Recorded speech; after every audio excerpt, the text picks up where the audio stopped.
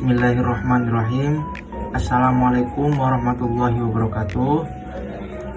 Alhamdulillahilladzi ja'ala lughatal arabiyyah afdhalul lughat wal lughatul jannah wal lughatul qur'an wal lughatu lillahi subhanahu wa ta'ala. Amma ba'du.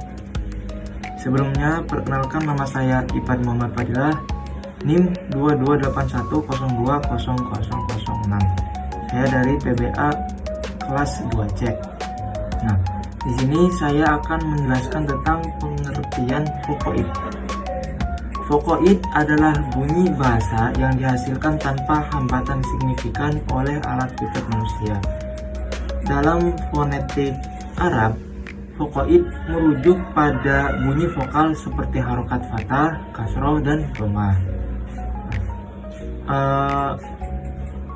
Tidak adanya hambatan pada artikulasi ini menjadikan vokoid berbeda dengan konsonan.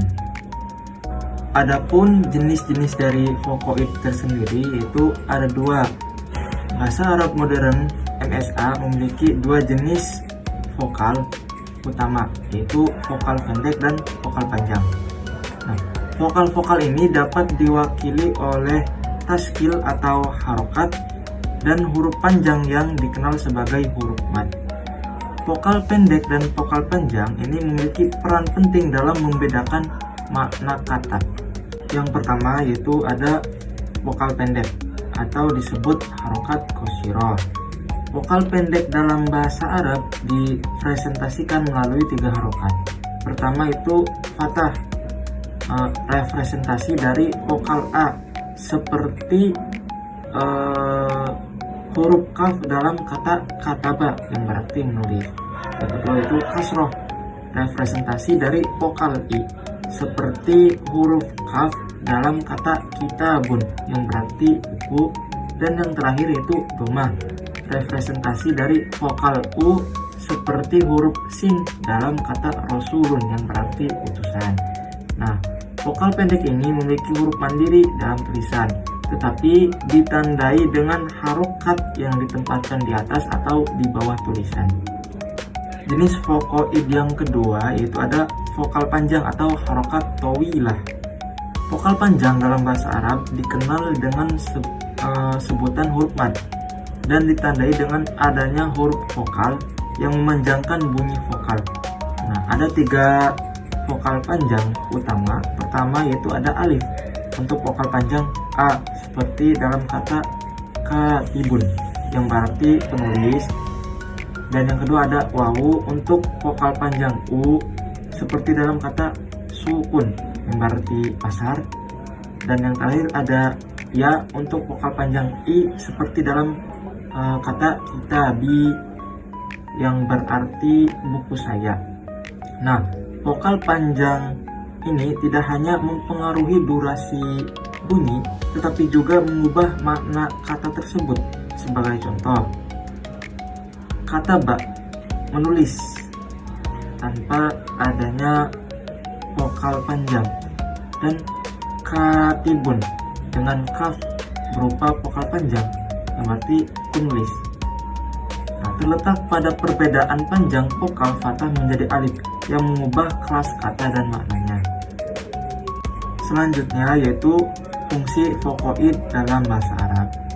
Vokoid dalam bahasa Arab tidak hanya berfungsi sebagai elemen fonetik saja, tapi juga mempengaruhi struktur morfologis dan sintaksis. Adapun fungsi vokoid dalam struktur morfologis yaitu perubahan pada vokoid dapat mengubah pola dasar kata atau yang biasa disebut dengan wazan.